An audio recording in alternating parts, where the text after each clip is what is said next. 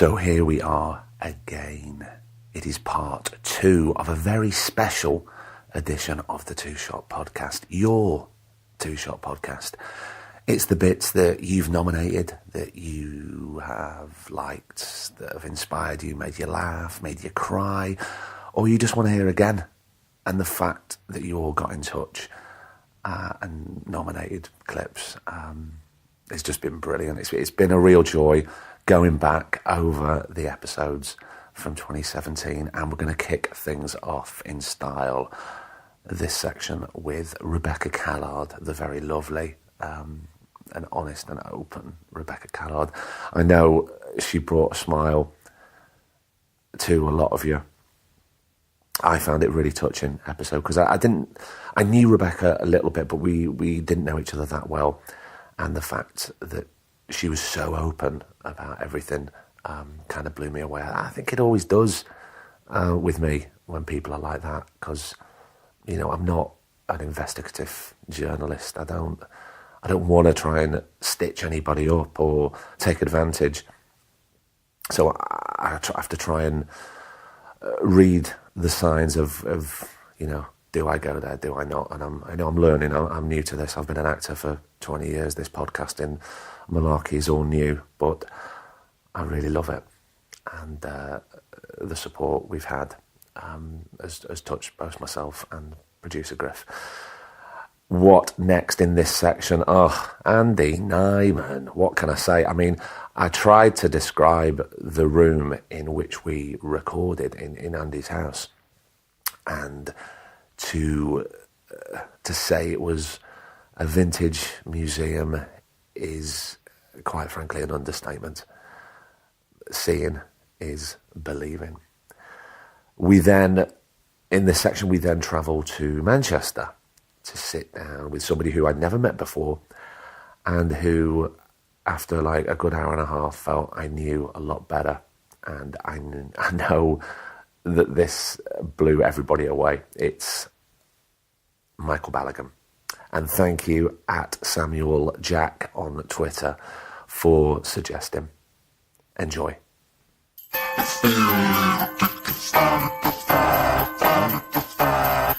Standing in the wings, covered in sweat, thinking I can't do it, I can't remember my lines. And I'd get through the first act, and the relief, and then the relief of the end of the play every night was huge. But then the whole days, I would be thinking, well, it's 10 hours away and I'm probably going to forget my lines, 8 hours away. And I even went back over my script. I actioned everything, because I never learnt to action things. Right. Because I didn't go to drama school, and I didn't know that. Everything I did, I turned up, I said my lines, that was it. That's what I'd done since I was a kid.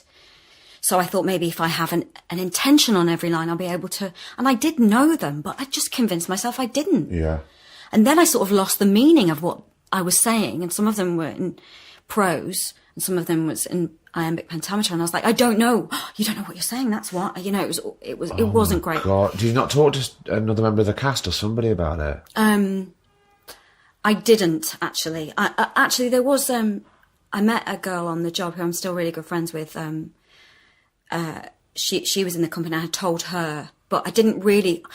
The awful thing was, I just didn't want to sort of acknowledge it, because I just felt like it was taking over. And then by the end of the play, I was doing another play straight after. And then I was actually pregnant with my son, so I didn't do that play. Right. And I was quite relieved, actually, because I thought, I can't put myself through this again. Because you felt it would have carried on? I just thought it was there forever. And I don't know how I actually got through those performances. I mean, I did sort of start to mess my lines up. Not that the audience would notice, but sort of, my brain was like... And my brain was so loudly saying, you're going to mess your lines up, you're going to mess your lines up, that... Of course, my mind was sort of like, I can't remember my lines, because you are talking at yourself like you are worthless, and you can't now remember it because your brain is so muddied with this negative stuff. Things like that can snowball and get terrifying, because then you sometimes you have to start questioning your own health mentally. Yeah. And then that becomes another worry. Yeah. I have conquered it, though. Touch wood, so far. Like, maybe it'll come back now I've talked about it. Because I've never spoken about it. Certainly, my close friends will know about it, but I I always thought it was a weakness as well, and people would think, oh, well, she's flaky, you can't employ her because she might get stage fright again. So I had my sons, both of my sons, and then I got a small part in a job at the Royal Exchange with Matthew Dunster, and went back on and didn't tell anybody. Oh, this is my return since I massively lost my shit. Yeah. Am I allowed to swear? You can say whatever the fuck you like. Okay, brilliant. But yeah, it was a good way to get back into it, actually. It's no wonder people go mad and turn to booze and drugs and stuff in this business. Because, I'm sure there's every business has got its ups and downs, but we are constantly from 17. If the path you choose is drama school, from 17 you are putting yourself out there in front of strangers that you don't know who they are. And you're basically going out there, opening yourself up and going, do you think I'm good enough? Do you approve of me? And 9 times out of 10, there's a door slamming in your face going, absolutely. No, with no reason. Yeah. Or we think you're really, really good, but not at the moment. Yeah. And then you have to cope with that. And if you're not a fighter, or, we've talked about, I had a very, very happy childhood and brilliantly supportive parents and family, and you've been, blessed with being told you're really good your whole life, and you can do anything, or whatever that your version of that is, and then suddenly you're auditioning for places where no, you're not good enough, no, you're not brilliant at this.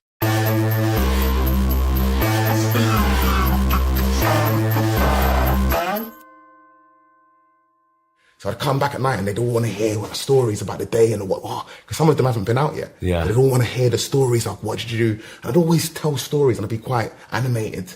And one of my mates, Marvin, went, Hugh, do you know what? I think you could be a good actor, Who said this? A friend of mine called Marvin. Right. He's a future. I reckon you could be a really good actor, And I was like, nah, that's not for me. Acting, nah. Do you know what I mean? Anyway, and then there was a guy at RADA called Harry Jardine, and he'd been writing this play called Quandary. And he came up to me one day and went, Michael, you know what? I've been writing this play. Would you mind reading in for this character? He's a drug dealer. And I was like, nah, I don't know about all that, mate. Do you know what I mean? That's not for me. He went, nah, just give it a go, please. Just do it how you, just be yourself. Just read it. Do you know what I mean? Do the play. So I'd done a little reading with him. And he's like, Michael, he said, in all honesty, I'm going to tell you right now, you can act. I think you should try acting. And again, I was like, nah, that's not for me. Do you know what I mean? RADA, all that kind of, I was not on that. Do you know what I mean?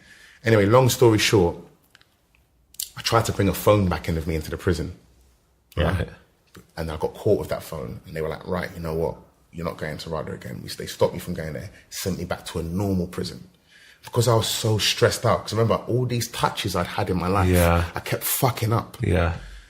And I was like, you know what? Fuck. And I started smoking this thing called spice. Because it's like cannabis, but it's fucked. Yeah. And it doesn't it doesn't show up in your piss tests. So I could smoke it in jail. So I went with a load of spice back to a normal jail, and I started suffering with mental health issues, psychosis. Yeah.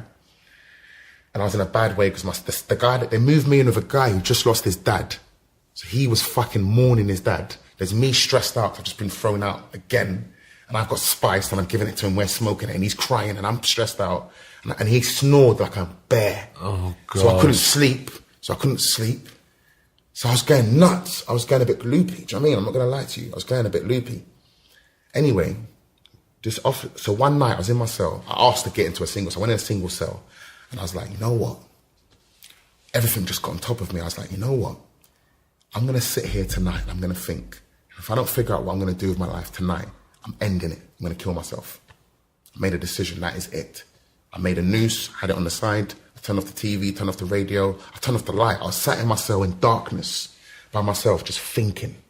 It's like, what am I meant to do? Like, I was like, it's not fair. My mum, this and that, blah, blah, blah, blah. All this stuff I went through. It's not fair, bruv. Like, do you know what I mean? Life isn't fair. And I started thinking to myself, what could I do with my life?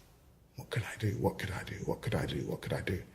And I just sat there in silence. And I was sitting there for hours. I started this at about 7 o'clock. And I was sat in about 11, 12, just sat there thinking. I kind of went through my life from my earliest memories all the way through. Yeah. And then like at different moments, I remember other people had said to me, you can act when I was younger. Like that teacher, Miss Mills, like, Michael, you know, you're quite creative. Other people had said to me, you know, you could do this, you could do that. Even at the bank, they Even kind at of the bank, saw it. yeah, even at the bank, the judge, Yeah. that came up. I was like, fuck, I remember that. Then it came to me, I can't explain it, man. Like, I don't believe in God in the conventional sense. But I believe there's something in it. I don't know what that thing is, but something just shot into my mind like, phew, it was acting. That's what I'm meant to do. And like, I'm telling you now, yeah, no word of a lie. I've never seen anything like it in my life. The moment that thought came in my head, everything just dropped off. All the stress, I can't explain it, man. Like everything, the stress, the strife, everything I'd been through, just dropped. It just dropped. I was like, fuck, I found it. I found what I meant to do. I know what I meant to do with my life. I know it now. Yeah? Yeah. So the next day, this psychiatrist, this drug worker, and the thing is, like, they say in it, like, people say, like, when you find that thing, when you're in tune with that thing, whatever it is you're meant to do, it's as if, like, the fucking Red Sea parts. Yeah. So the next day, this woman came to my show. She's like, Michael, you know, officers have been complaining and saying that, you know, your mental health isn't the best. And, you know, we need to talk about that because we might need to section you. Right. I was like, no. I'm fine now. She said, why do you think you're fine? I was like, I know what I'm meant to do. I want to be an actor.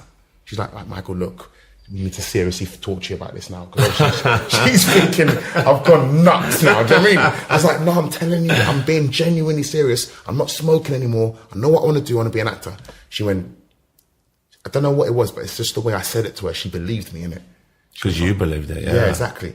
So she went, you know what? I just happen to be a part-time drama teacher. No way. I swear to God, the next day after I had that thought, the next day, Craig, do you know what I mean?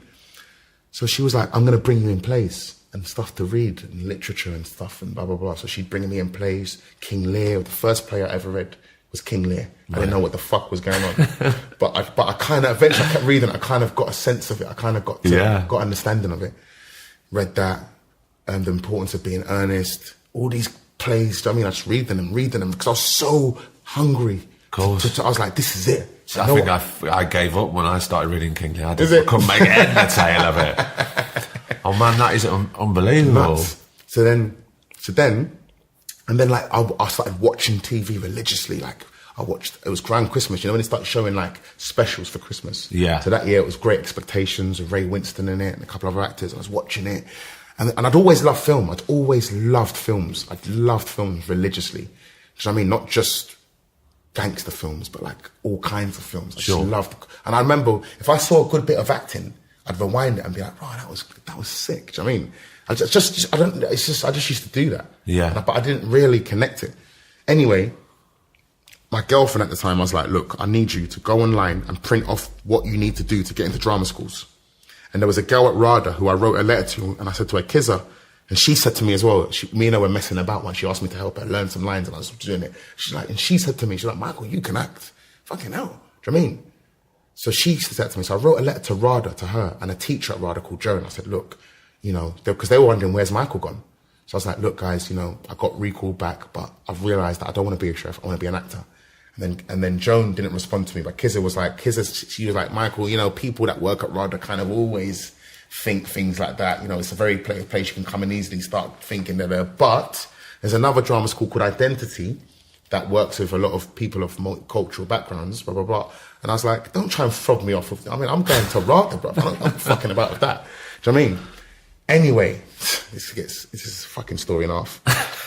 So anyway, for some reason, I've got all this literature about drama schools, Lambda, RADA, Bristol, all these different drama schools. You're still in prison. I'm still in prison. Yeah, right. I'm in jail studying these things. I get really obsessed with this stuff. I'm studying, okay, Bristol, you need 2 monologues. That one, you need a song. That one, you need this. I'm studying. I've got charts on my cell. Do you know what I mean? Pictures and all this. I'm going berserk, yeah? Anyway, I get released, yeah? And I'm trying to get in contact with the woman who gave me the job at the bar. So I get in contact with her. She's like, we've got no spaces. I mean, if I can get back on the bar, then I've kind of got a way in, yeah? Yeah. And for some reason, it went over my head about a student loan. For some reason, I just didn't even comprehend that. So I was thinking, I'm going to need to pay 28 grand for this. So I started selling drugs again. No, Michael. Again. Yeah, seriously. I started selling drugs again.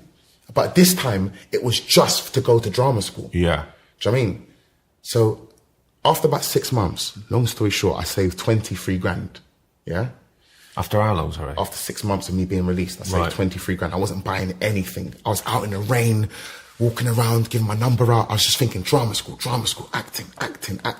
While I was doing this, I was doing workshops at a place called Crisis, Shakespeare workshops, with this guy called Peter Searles. Yeah, he's an actor.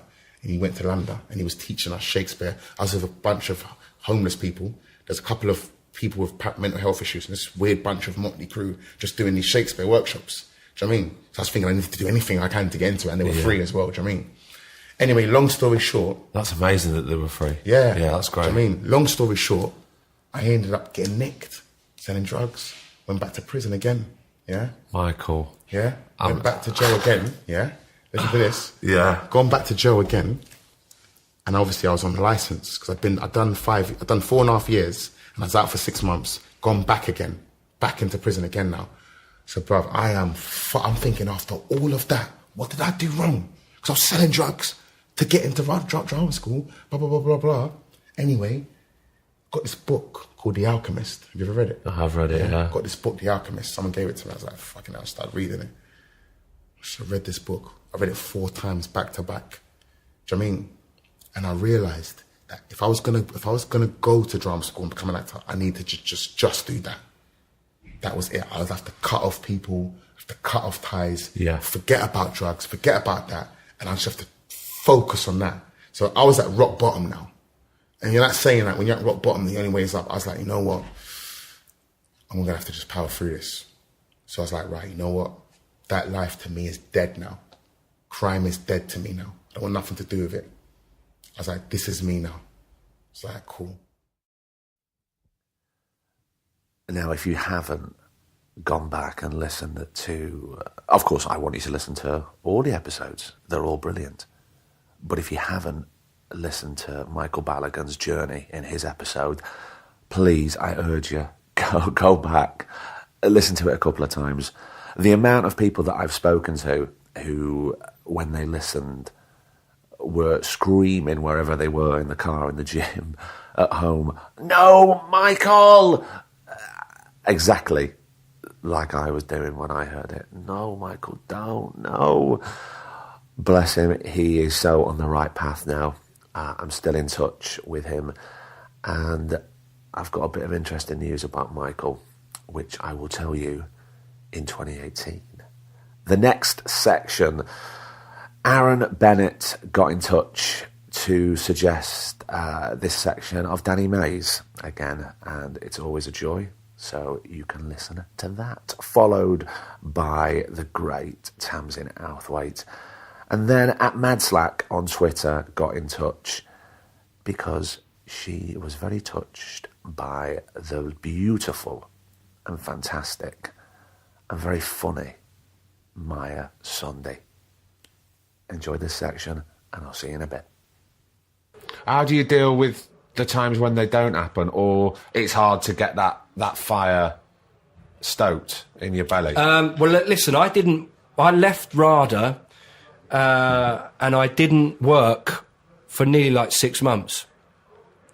I'd signed with London Management. I'd signed with Sarah Spear, who I'm still with now. They're now at the brilliant Curtis Brown.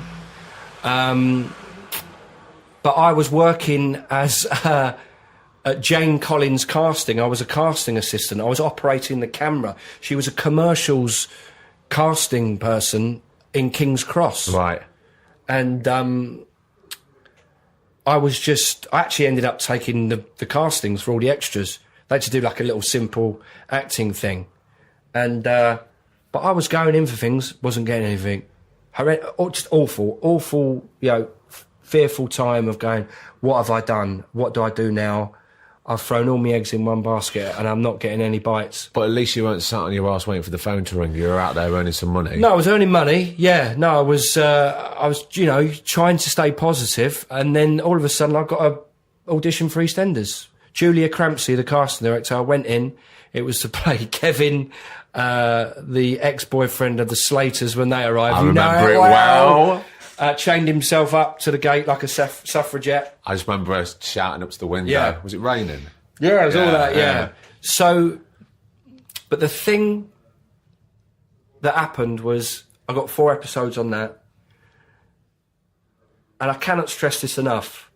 It's the relationships that you build up. And that was the first meaningful professional relationship I had, was with Julia Crampsey. And she saw me, she cast me in EastEnders, and then she cast me in a show called In Deep with Stephen Tompkinson and Nick Berry. But it was that connection. Yeah. So it was, you quickly learn to make friends with good people. Yeah. Casting directors, producers, directors, build up a network of people and go in and smash the job, know your lines, give it your all, and things start to happen. It's like a push and pull thing, isn't it? Do you know what I'm saying? Yeah. I was at dinner with a producer the other day, and he said, the thing is, it's push and it's pull. You come out of drama school and you just push with all your might, just to get noticed, just to put your head above the parapet, just to get recognition, just to get something. Yeah. And then things start to happen, and this, that, and the other, and then you start to get traction, and then you can stop pushing a little bit. And then it's always like trial and error. It's always like, it's an ever-changing thing, you know. So, do you feel it has changed over the sort of 20 years now, isn't it? Done. Well, I graduated RADA year 2000, so yeah, coming up nearly 20 years. Yeah. Do you feel nearly 20 years ago now? Do you feel it's changed the business, little aspects of it, or certain attitudes have changed? Not overtly, no. I think you still look. It's still about you getting a call, getting a script through. This is the time and the place. Doing the homework. These are the people that you're going to meet. Yeah. This is the script. Read it, prepare, and do the best you can. That's really all you can do. Yeah. But learn it, have a clear understanding of what you're going to do in the room, have your own take on it, and leave it all in the room. I always say to young actors when they ask for advice, I say, don't ever leave an audition and think, I could have done this or I didn't do that. Yeah. Just try and You've got to switch leave it it. off. You just got to leave it in the Well, room. that comes with time, I think, as well. Because sometimes I know younger actors spoke to me going, I had this audition, and then I couldn't stop thinking about it on the way home. And I was like, why did I say that? I shouldn't have done that. You do have to leave it there, but I think that comes with time. I think so, yeah. I mean, the other thing is... but also, I've been in that situation still up until now, that sometimes I find it hard to leave it in the room sometimes. Do you? Right. On certain things. Yeah. Can you honestly say that you can really leave it in the room after every job now? No, I mean, like, every audition you do is not going to... It's not going to go according to plan sometimes. And sometimes you have an off day, don't you? Well, that's not... You can't control that. No, that's you another can't. sense of the power. You can only control what you do. But I mean, look... I've stayed in the game. Yeah. Do you know what I mean? Like you, like a lot of our friends. Yeah. And it's not... And some have dropped away over the years. And because it's precarious, because it's difficult, because it's overpopulated, because there is a lot of talented actors out there. True. And we're all going for the same thing. I've learned over the years to let all that go. Yeah. I was a bit like a bear with a sore head. If I don't get the part, my agent's probably listening to, you're like that now, Danny. No. I don't think you are, actually. I think you've changed a lot. I've mellowed out. Yeah. I was, like I said, it's like life and death when you first start out. But, you get older, you mature. I've got kids now. I think, in actual fact, the drive in order to work just shifts. It doesn't really... Of course it is, because your priorities change. Yeah. I'm there to provide for my family and to put a roof over their head and to pay for school fees and, just to provide. And so that really now becomes my driving force. But not in a selfish way. You still need to feed your artistic... You need to get that level up as well, don't you? Yeah, but then all of a sudden you'll get a project will come along which... ticks all the boxes. Yeah. Case in point, recently, Against the Law with Fergus O'Brien. Just something I'd never attempted before. An amazing script by Brian Phillis. And you think, wow, that is a challenge. That is something I've never done. Can I do that? Of course you can. Really scared of doing it, but let's jump in and do it. But how brilliant that they cast you, a working class actor, in that part. Yeah. And I felt really privileged. But they obviously knew, but they could quite easily have gone the same old route by casting a very sort of one of the well-known upper-class actors to do that. They could have cast a well-known gay actor, really. I mean, they could have gone down that route. But of course. It was really, it felt like a breath of fresh air, and I felt incredibly lucky that, I mean, I did think, this is not normally the role that I play, but what I'm saying to you is, the longer you stay in it, if you have that longevity, if you are consistently professional, you learn your lines, you try and stretch yourself as a performer, if you stay in it long enough, something will happen. Sure. A part will come along or a project will be offered to you where you think, wow, this is just like, you know, I mean, John Hurt died recently and I saw this amazing interview with him and he was saying the process of acting, even to him, the latter stages of his life, it was always evolving. It was always changing. It was always going deeper and deeper within himself. Yeah. There are still, I mean, that's the beauty and the mystique of the acting profession is you can do anything, really. And also you never stop learning. You never stop learning. And that's a great thing, you know?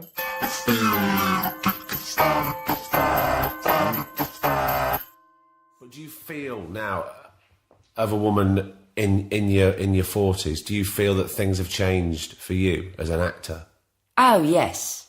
In what kind of way? Well,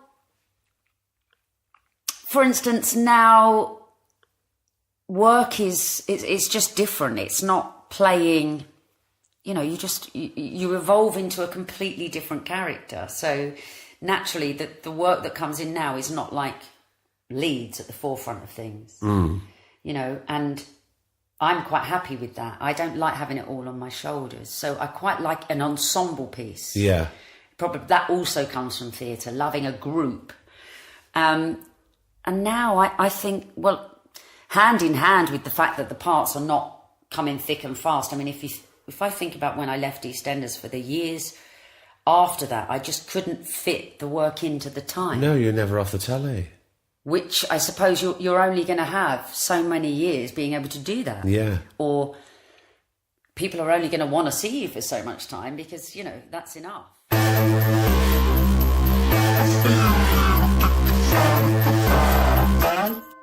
Not want to see people because I'd think I'd bring them down. I just wanted to be fun with people, so I didn't want. Then I'd end up coming across as really flaky because I'd cancel on people. Didn't want to do big social things because you're so low and you don't want to talk. And also, you feel a bit naff saying, "Oh, I'm just really low because I'm not working." Because people who are not in the business don't really get that. Yeah, it's like they're in the real world. Yeah, you know? But then. I sort of worked out how to manage that and kind of throw myself into the side job. So I started teaching English as a foreign language because I trained to do it, 4-week training course, and then did that. And I loved it because you get really interesting, funny students every day, and they look to you because they're looking to you for something that you can give them. So suddenly you've got a purpose again. Yeah, and it's great. And it's just hilarious, like it's really funny, and just watching the ways that students would interact with each other with very little English, with more English from all different places in the world. I remember one amazing class where I had the advanced set and I had a 17-year-old boy from like Croatia or somewhere and I had a 70-year-old woman from somewhere else, and they're in this class of only like 4 or 5 students together, and we were like looking at Shakespeare and stuff. And I was just like, this is brilliant. When would these two people ever be together in a classroom learning? I get to watch them. I get to teach them, this 17-year-old little boy and this 70-year-old woman. and that's a great buzz. I was just brilliant. Yeah, because it's all like, you know, what we do is people watch, don't we? Because we reflect life, so we need to know different people's what makes different people tick. What they do, what their sensibilities are, and just watching people from all over the world and come together and interact, it's just brilliant. And I did it in the middle of Soho as well, which is even more brilliant. wow. I remember not long after we recorded with Maya, she got in contact with me that she was a bit worried that she spoke too much, and I said, don't worry, it's a podcast, you can't talk too much. It's a good thing, unless it's, you're just talking rubbish then, which is what I do quite a lot, it seems. And after her episode went out, she got in touch with me. I really hope she doesn't mind me telling you this, that her parents listened to it and they cried because they were so touched by hearing their daughter speak so openly and honestly. So, Mr. and Mrs. Sunday, I want to say a big hello and Merry Christmas and Happy New Year to you. I hope you're proud of your daughter. Of course you are. But she's a real top girl and a brilliant mum, I shall have you know. Now, the next section, we are going back to London with a nomination for Sanjeev Bhaskar from Elentia. Thank you so much for getting in touch. We're then back off to Chorley's second favourite son. The first is obviously producer Griff. Amanda Sullivan wanted another Joseph Gilgan section. You can never have too much Gilgan in your life.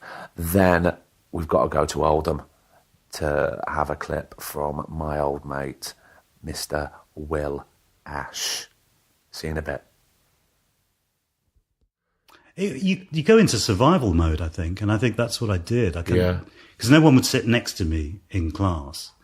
So, and the breaks and lunchtimes and stuff, I went to the library and just kind of made myself busy. And I think that outwardly, do you know what? When I think back on it, because I've met other people since who've been through similar things at that age, some of them dealt with it very well and some of them didn't deal with it particularly well at all. And it made me kind of think about what got me through it. Now there was, the protective stuff but I remember there was a moment where I thought, gosh, there's 114 people who are telling me that I'm sort of worthless piece of shit. They put a notice up on the sixth form notice board in the common area, which were the 10 most hated people in the sixth form. And I took up the first 4 places. It was my name 4 times before it got to someone else. And I remember thinking, gosh, there's 114 people telling me I'm sort of like, worthless. Maybe they're right, And then I remember thinking, or maybe they're all wrong. And I just had a sliver of arrogance or whatever. Strength, it sounds like to me. My God. It's a trick. I mean, strength is probably not a word that I would use. Again, it was survival but I saw it out, it kind of, I never forgot it. No, of course. But there was an interesting thing a few years later when I first started working, I first started appearing on TV.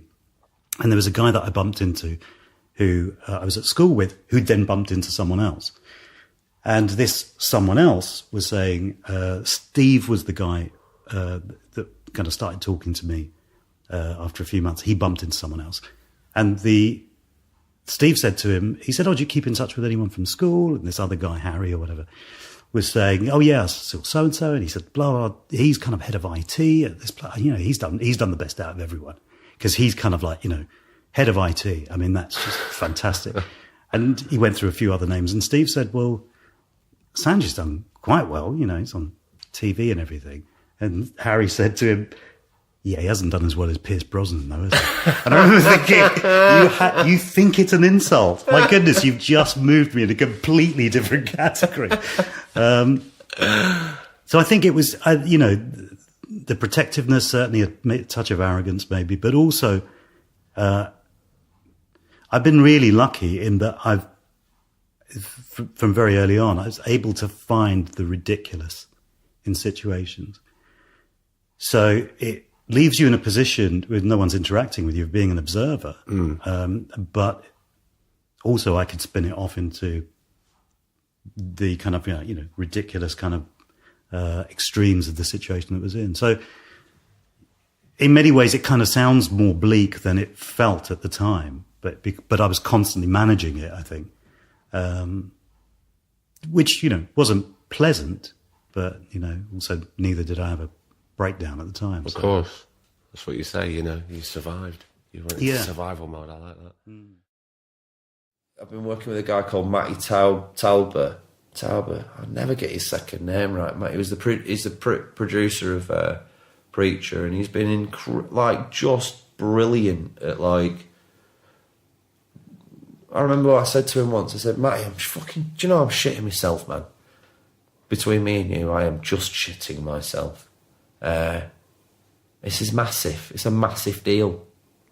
And I just hope I don't fuck it up. I'm just always panicking and worried that I'm fucking it up. He went, you're not fucking it up. And he went, and just so you know, he went, it's all right that you feel that way.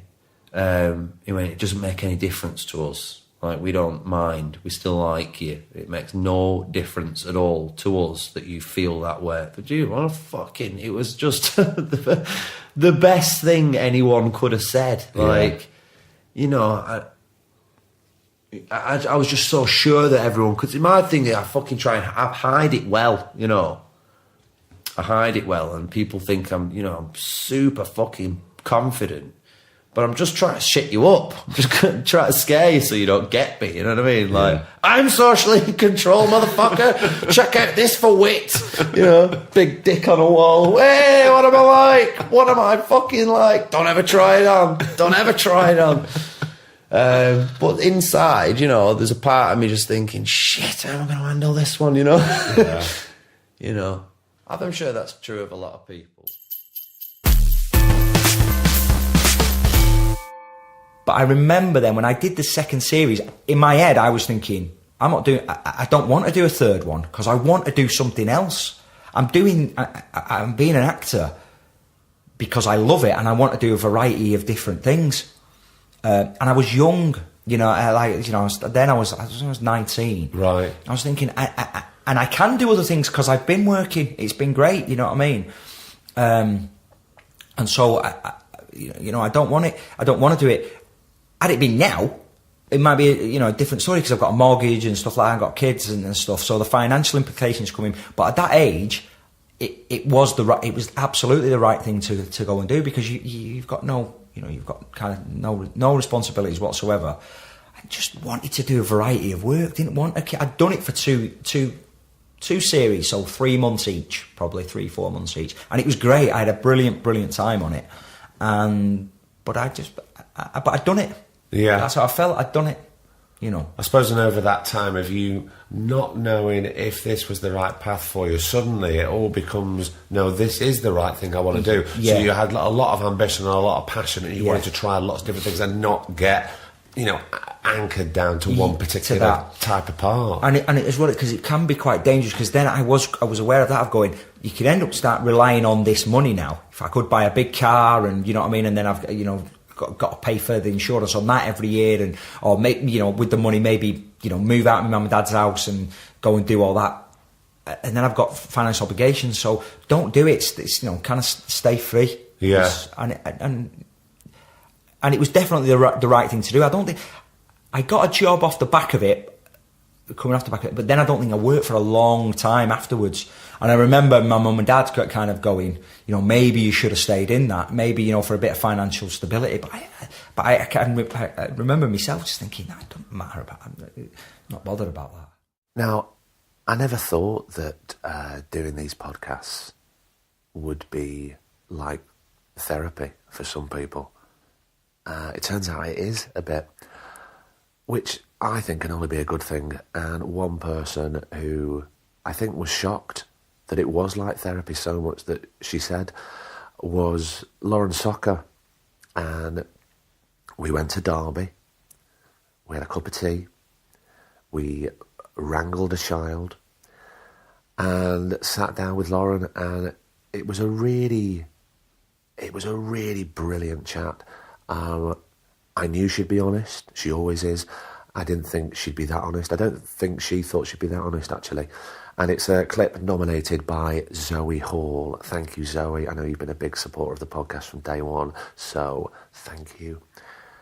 Where are we going next? Oh, well, it's Thomas Turgoose. It was a shorter episode, but no less brilliant.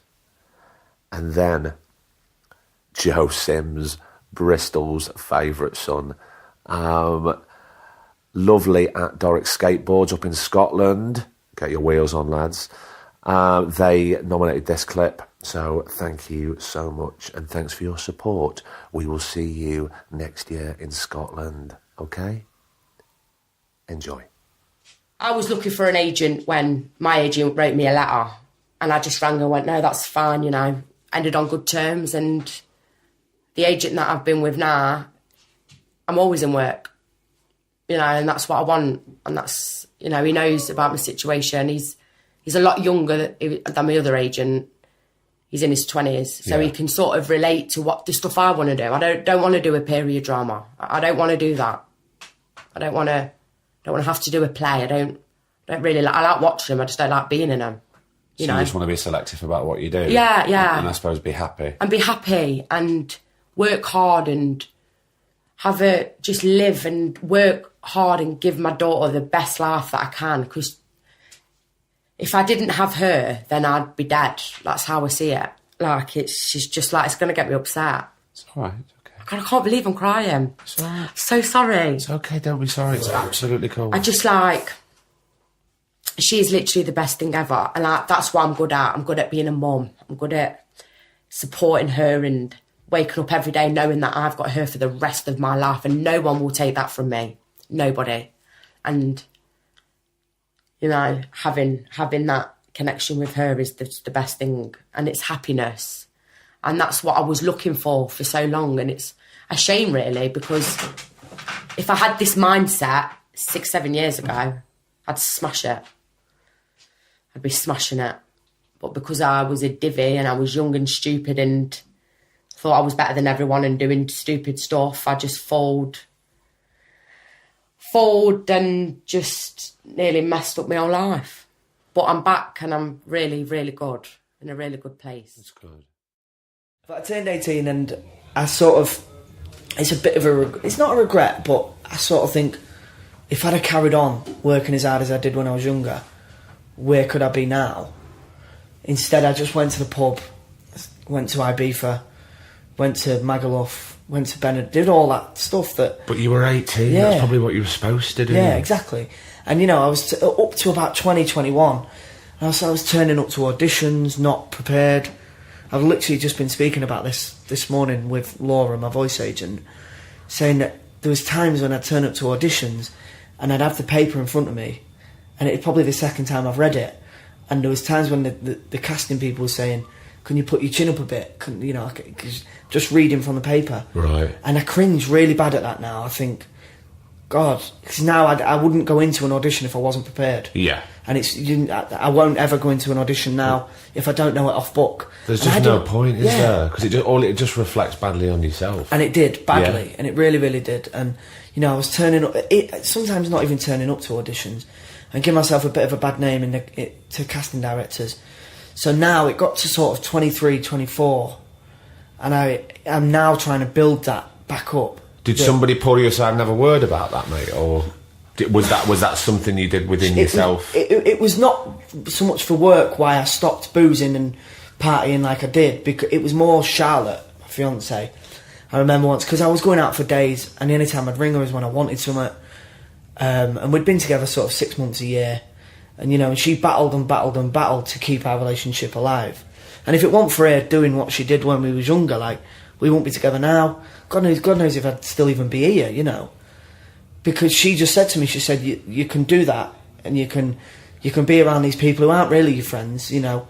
They're just there because of, you know, you've got money and, you know, you're doing this and you're doing that. But if that's the life you want to go down, if that's what you want to do, then I'm going to go. And I remember that she said that to me, and I thought, I'm not going to let her go, because she's... I don't know if you've ever met... Have you met Charlotte? I haven't met her, no. She's like, hands down one of the most amazing people you'll ever meet. And yeah, I was scared that she was going to walk away. And that sort of made me think, oh God, you know, I'll sort of come away from all that, and I'll avoid these people for a bit, and I'll settle down with Charlotte. And that's when we started working hard with the scripts. She said, right, you've got an audition. Right, well, don't go out. We'll sit at... Because we still lived at home then. We still lived with my stepmum, and she lived at hers. She'd be like, we'll go to my house. We'll sit in the back room at my mum's. we'll learn this, we'll do this, you'll get this train, then you get on that tube to this station, then you go and do this. And she just sorted my life out, like, massively. I see brilliance and I see, God, I sound such a wanker, but I see brilliance, I see beauty everywhere. Like my nan was poorly and she didn't survive in the end, but while she was in palliative care, I remember the Sally Army singing at Christmas and things like that, and the nurses, they don't do it for a round of applause or to be written about in papers or anything like that, but roll up their sleeves and dig in every day to make people's life just a little bit better. Teachers, they don't just turn up for the money but play their classes like symphonies and stay late all the time, and run different clubs like English booster clubs and maths booster clubs, boxing, football, all those kind of things. I'm so grateful to those teachers that did that for me, and I'm so grateful for teachers and nurses and doctors. People go above and beyond, and I see those people everywhere, and they're never talked about. We're always talked about the state of the world and what a rubbish place it all is and stuff like that. And it's not going to hell in a handcart. It's not when there's that many good people ready to stand. We just need to we need to galvanise. We need to stand shoulder to shoulder and shout louder about the beauty in the world and how nice there are, how many nice people there are just doing fantastic stuff. I think you need to go into politics, Joe. I'm already inspired, man. This is amazing stuff. But that's the thing, but I'm inspired by people every day. Those people, I started this this group, and it's essentially it was me, myself and a few friends, 4 friends, and we got 500 of our mates to set up a standing order of £1. Wait a minute, you've got 500 mates? I haven't. Between all of you? Yeah. I was going to say, I've got about 5. So we got 100 mates each to set up the standing order of £1 a week. And those people, those 500 people then can write into us and just go and nominate someone who'd be a beneficiary, for £500 each week. So for example, there's a couple of brothers in their 60s in a council estate, that one of my friends knew, and his brother was agoraphobic, and his brother just lost his job, and so they didn't know they were going to afford to pay the rent and all that kind of stuff. So we had £500, went to them, filled up their fridge and their freezer. There was a social worker who was part of our group who went down there and filled out all the requisite forms and got those boys back on track. This week it was a wonderful lady who sadly, both her mum and dad who live in Australia, got cancer. So we got £500 to fly her back so she could be with her mum and dad. That's those little things. It's only £500, but every week, it brings tears to my eyes. It makes me so happy to see that, every week we get to, us 500 people just get someone out, and it's completely, well, before it is, Joe, anonymous. This is a BBC Sunday night TV show hosted by Davina McCall. Oh, mate, this is what you should. I've never heard anything like this. That's a really beautiful, positive thing, man. That's lovely. But it's a drip in a bucket. Like I say, I couldn't be a nurse. I don't like blood or anything like those kind of things. These people just do incredible stuff, and there's heroes everywhere. Yeah, it's everywhere. True, man. It's true. Just the ordinary people doing extraordinary things, and and that's what I find absolutely humbling. But we just got to find a way of getting all these people together and just supporting them. Yeah, exactly. Let's just make the world let's just make the world a better place. There's enough of us. There's way more nicer people than there are evil, ugly people. That is so. It's just we have to shout that much louder.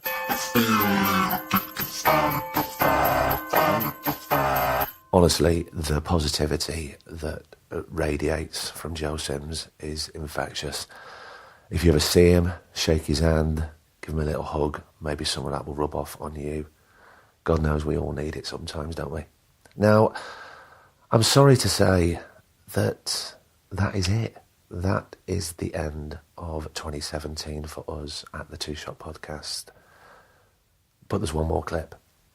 It's been nominated by @MadSlack on Twitter, so thank you. It's a clip from the Danny episode. If you haven't heard this episode, do go back and have a listen. But I think it's quite touching. It certainly was for me when we recorded it, and I think it's a nice way to end this very special and festive episode. of the Two Shot Podcast. So thank you all for joining us, for supporting us, for the emails, the messages, the Twitters, the likes, the retweets, the fact that you're telling people what we do. It really means a lot. You know, we're just two guys doing this. We're not part of any major network. We're not sponsored by anybody. We do have the Patreon site, so I need to do a massive thank you to everybody that has donated anything towards what we do, because it really helps, it really makes a massive difference, so thank you.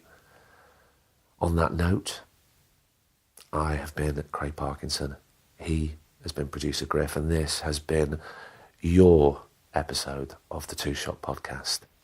We wanted to wish you all a very, very happy new year, all the best wishes for 2018. We're going to bring you more episodes with more people, and we're going to keep doing our best to make them as good as each and every one that we've delivered to you in 2017. So you take care, look after yourself, and this is Danny. But Smiley said to me, you know, some people may think you've given up. I think, really, they know that it's the bravest thing you possibly could have done. Because in some ways it would have been easy for me to keep acting and playing the little violin for myself, saying, you know, my agent doesn't love me, I'm not getting the jobs, blah, blah, blah. But because I hadn't wanted to do it all my life, that gave me that little bit of space to say, right, I'm out, I'm not doing it, you know. I miss it. I do miss it sometimes. You do miss it? I miss the work. Yeah. I miss the work. It's fun. Except when it's making you really unhappy. Exactly. You know, and God, I mean, you know, I remember joking with somebody, you know, there's two types of actors, ex-alcoholics and alcoholics. I mean, because, and you know, the joke wasn't really about alcoholism. The joke was about how difficult it is to cope with the rejection, the insecurity, the, you know, the absolute adulation followed by 10 months of nobody knowing who you are. Yeah. Of, you know, I heard Eddie Nestor on the radio the other day, who Eddie Nestor's old school, been around many, many years, and people forget, very, very good actor, but has his own radio show now on BBC London. And he said, you know, the other day he was talking about signing on and being asked for his autograph in the queue. And you just think, yeah, that sort of sums it up. It's funny because these podcasts, what I never really do, they're never a career retrospective, or we never talk about jobs. But I think in your case, what sets it apart from many others is we had to delve into the jobs because that's where your, you know, in inverted commas, training sort of started and put you through. Yeah. And I think you're on obviously a much happier path now. I have no doubt at all that we wouldn't be sitting literally where we are now, with my lovely other half and your two beautiful kids, and my oldest daughter having just come in, and you know, on a beautiful sunny day in North London, and yeah, I'm a lot happier. I'm a lot happier. And isn't that what it's all about at the end of the day? I don't think there can be any doubt that is exactly what it's all about. And I mean, you know, if you're lucky enough to have children and a supportive partner, you know, everything just changes the minute you have a child. Maybe not the minute, because it's pretty terrifying, but it certainly grows. I know what you mean, and I'm sure people listening will know exactly what you mean. It just changes, doesn't it? Because you're just not important. It's not about you anymore. No, it's not about you anymore. And, you know, if anybody needed telling that, one may suggest that actors might be top of that list.